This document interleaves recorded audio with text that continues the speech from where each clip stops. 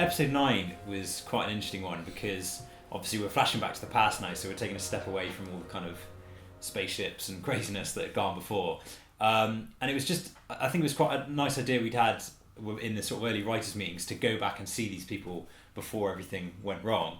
And I think what was nice about it is that hopefully by this point in the series we've kind of earned the audience's attention and investment in that. Hopefully they care about these people and these characters now that they would want to see that, because I think because we did want to open with a bang, we didn't have a chance to do any of that stuff in the first episode or prior to that, obviously. So it was nice at this point, 9 episodes in, to go, actually let's go and look at who these people were beforehand. And even just speaking from an actor's point of view, it was nice to play those scenes where it was all fairly calm and it wasn't high energy all the time. And also it was nice because it gave us a chance to maybe plant some seeds of stuff that we'd seen that had started earlier, if that makes sense. So so we planted Stephen's hip flask and the knife that he takes off Uncle Jim. So hopefully you can, if did he drink in the car? Sure. Maybe what is if you raise that question in episode 1, or how did he get that knife? He's lucky he had who takes a knife to a funeral? And it's like, well, actually now we answer the question about how he got it.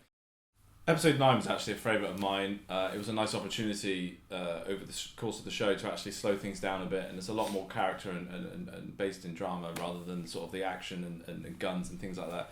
And it was also an opportunity from a directing standpoint, because a lot of the other episodes have been quite fast cut. We're cutting from this angle to that angle of that person speaking, and then we cut to that person. And I think just the nature of the show, we had to keep that pace up. But with episode 9, it was a nice opportunity to slow things down. And there was one particular nice exchange, I think, between Simon and Paul's character, where they were standing outside the church, and we just decided to hold that in a 2-shot and just let the exchange play out, rather than having to cut between the two, and let the audience do the editing for us. And I think it was just nice to put the camera down and let the scene unfold. Have you seen Katie? She knows it's today, yeah?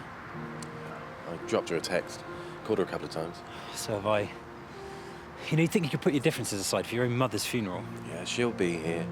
It was another nice episode. We were very fortunate to have a great bunch of extras and supporting artists who were willing to come down, stand in. It was a bit of a rainy, kind of cold day, so they were quite happy to come down and help out and be in the background. And we were very fortunate throughout the show to get people leaving the supermarket, running around during the car crash, in the church as well. So it was great to have so many willing supporters throughout the process, really, that would do those episodes. Well, we had like a hardcore bunch of you probably spot the same faces. It's the same supporting artists. If you look carefully, and it was like some of them would go, "Oh, I hear you're shooting on Sunday. Can I come along?" And it's like, well, actually, you've just been in the supermarket, but sure, we'll put a different coat on you. You can have your back to the camera, and they were up for that, and it was great. It was lovely support, really, and I think some of those big crowd scenes really only work because of the generosity of those people to turn up and in their own time and go, look, I want to be in this, I want to be a part of it, and it just makes those scenes a little bit more, well, kind of epic, really, of a wider scope. The fact that we've got all these other extras and another crowd sort of around. Because that was always one of those elements in the writing room where it's like, can we pull that off? Yeah. Can we pull off that supermarket's being looted? And obviously we're very fortunate that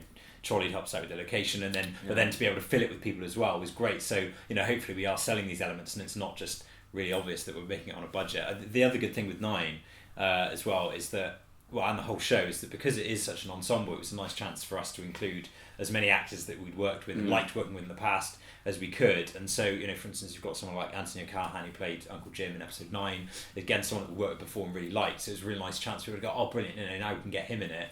And it was fun writing as well from that point of view, because a lot of the time we would kind of have a rough idea of who we were probably going to put in that role as we were writing it. So for us, it was kind of easy as writers. The dialogue kind of naturally played out because we could hear them in our head saying it, and they kind of already had their voices established. So it was quite nice to write from that point of view, and again, to get people like Tony into it. Absolutely. I mean, I liked it actually as a director because we were working with people that we'd worked with before, and then there was a new group of actors that we hadn't worked with before, and it was like I might have met them on another shoot as a cameraman or a producer, but I'd never worked with him for something we had made ourselves.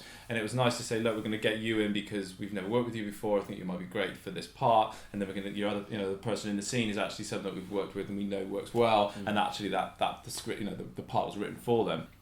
I think just from a story point of view as well, 9 is really important, just really simply because the events of Horizon are quite outlandish. You've got spaceships in the sky, and obviously that's going to affect the way everyone's going to act.